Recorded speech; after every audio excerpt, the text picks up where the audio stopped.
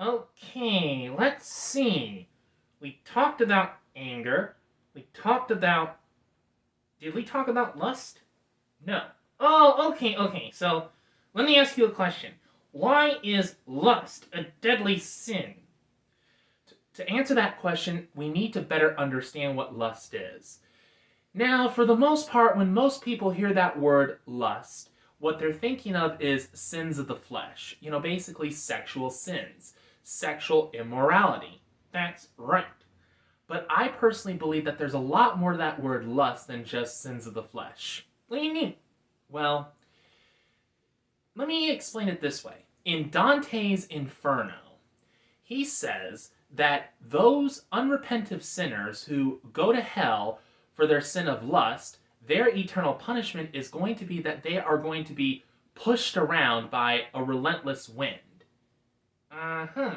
So my question is, what does a hurricane have to do with sexual immorality? I mean, what exactly does that what does a relentless wind have to do with a man looking at a woman in a particular way that he should be looking at his own wife in that particular way? I think I'm starting to see your point.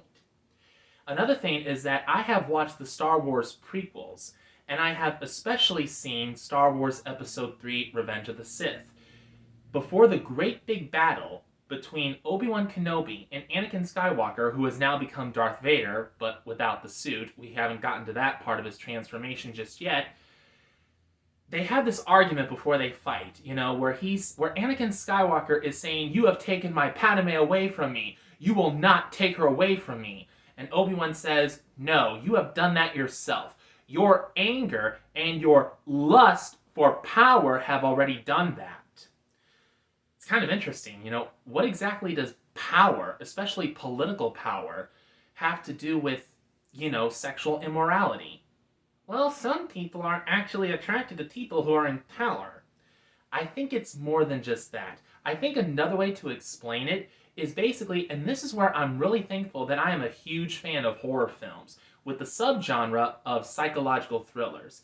There are some psychological thrillers that tell stories about obsessed lovers, obsessed people who are obsessed with people in a romantic way.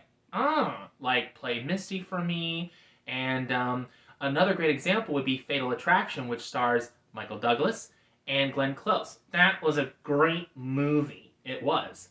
And, throughout the movie, we see that, Glenn Close's character, Alex Forrest, she grows infatuated with Michael Douglas's character. I forgot his name, but Dan. His name is Dan, but I forgot his last name.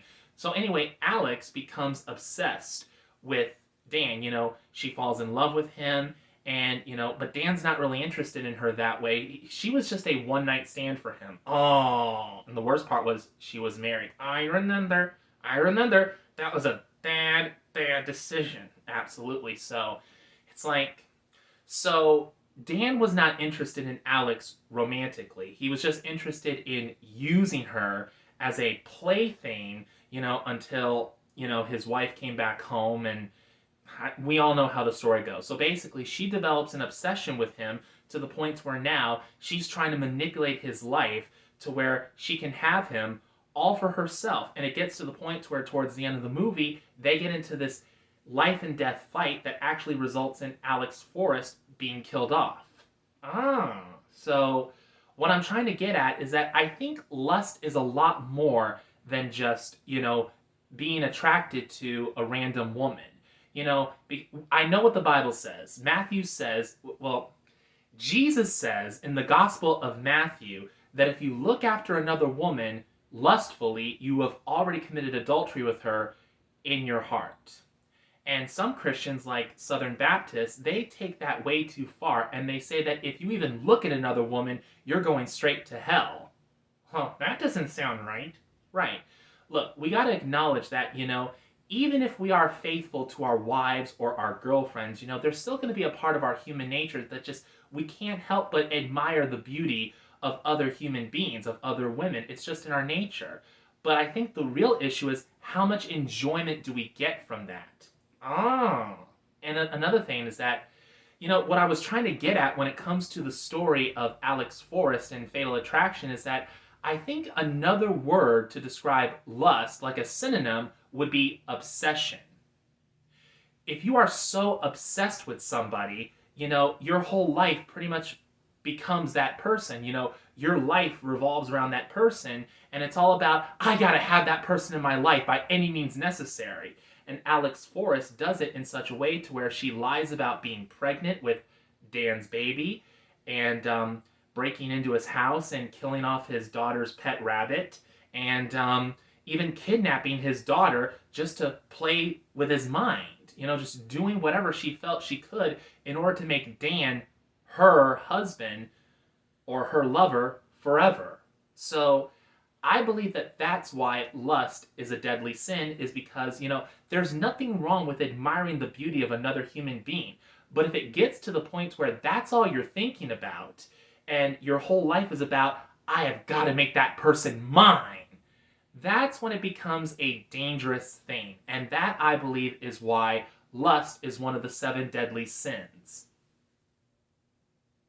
You gave me something to think about, Vance, and I want to say thank you so much for giving us that input.